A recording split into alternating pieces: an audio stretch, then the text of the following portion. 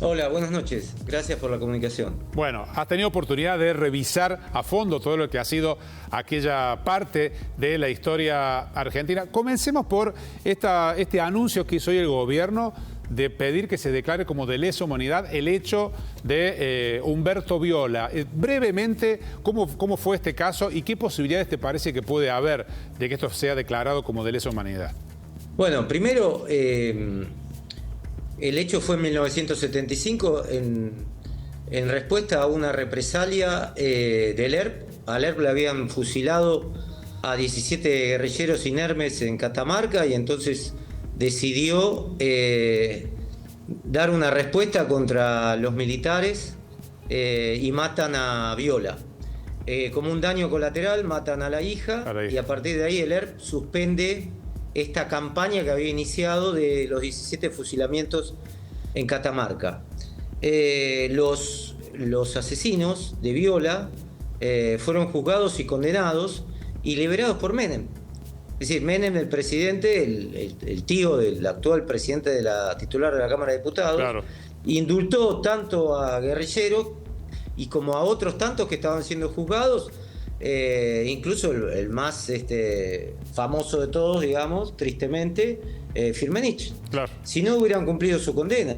Es un problema del menemismo que rompió el paradigma de justicia instalado por Alfonsín, del juicio a las juntas y de la guerrilla. Claro. Marcelo. Es decir que... Sí. No.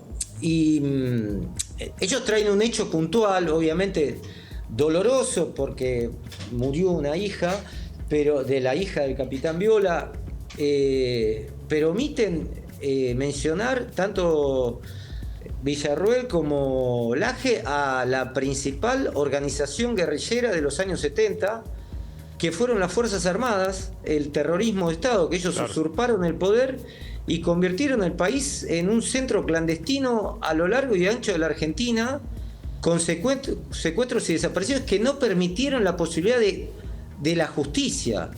Es decir, mucha gente dice, bueno, pero ¿por qué no juzgan a los guerrilleros? Porque los militares los mataron. Claro. Esta es la problemática que omiten en este discurso que yo percibí que era básicamente el discurso de los comandantes de las juntas militares frente a la Cámara Federal en el juicio a las juntas.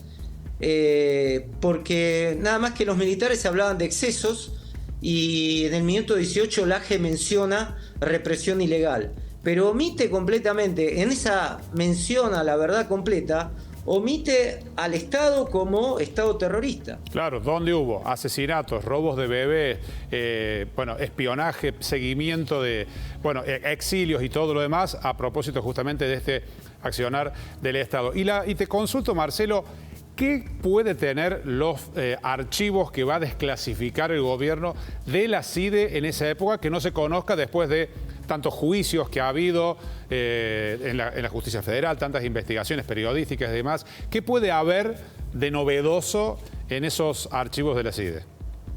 Bueno, yo desconfío de eso, parece como esos fuegos de artificio, de decir, bueno, damos este discurso, nuestra visión de la historia y entregamos todo lo que hay de las Fuerzas Armadas. Obviamente eso se lo tienen que dar a los fiscales que están investigando los delitos de lesa humanidad de las Fuerzas Armadas, que son imprescriptibles. Dicen que lo van a llevar a un archivo. Yo no sé qué puede haber, pero eso está obviamente totalmente tamizado. La CIDE, para decirlo claramente, tenía un centro clandestino de desaparición de personas, claro, ¿no? Entonces, ¿qué va a darle todo eso? Debería dárselo. Ojalá se lo dé. Yo justamente acabo de publicar un libro sobre Gordon, que era un delincuente común que estaba a cargo del centro clandestino de la CIDE en Talleres Orletti, en la capital federal, donde secuestraban y mataban gente, guerrilleros de países vecinos.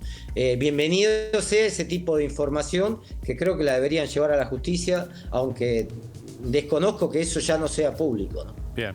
una historia que no termina de cerrarse, ¿no? La de un pasado tan triste como el que hemos tenido, que sigue generando divisiones, lamentablemente. Ojalá se siga echando luz sobre lo que pasó, pero teniendo en cuenta eso que decías, ¿no? Que acá hubo desde el Estado un accionar sin límites prácticamente, que dejó, más allá de la discusión que sigue, ¿no? De los números, cuántos desaparecidos hubo, pero hubo desaparecidos, hubo asesinados, hubo bebés secuestrados y robados que nunca se supo qué destino tuvieron. Bueno, toda esta parte tan dura de nuestra historia, pero bienvenido el debate por lo menos, ¿no? Sí, por supuesto, el debate. Lo que no se puede hacer es negar que el 24 de marzo marcó un punto de quiebre en la historia argentina, y a los argentinos nos llevó mucho tiempo entender que nunca más debemos vivir en dictadura, con censuras, libertades, falta de libertades individuales, todo lo que conocemos de este nuevo pacto democrático, y entender también que la dictadura no vino solamente, pese a que esta discusión el argumento fue que venían a terminar con las organizaciones guerrilleras, pero lo que hay que entender es que vinieron a cambiar absolutamente la configuración económica. Para dar el detalle final, en 1976 había un 4% de pobreza en el país, y la dictadura se fue con un 20% de pobreza y con muchísima mayor deuda externa, porque lo primero que hizo Martínez Dios fue pedir un crédito al FMI para endeudar a la Argentina, que ahí se inicia toda esta espiral. Marcelo Larraqui, muchísimas gracias por este contacto con Telefe Noticias.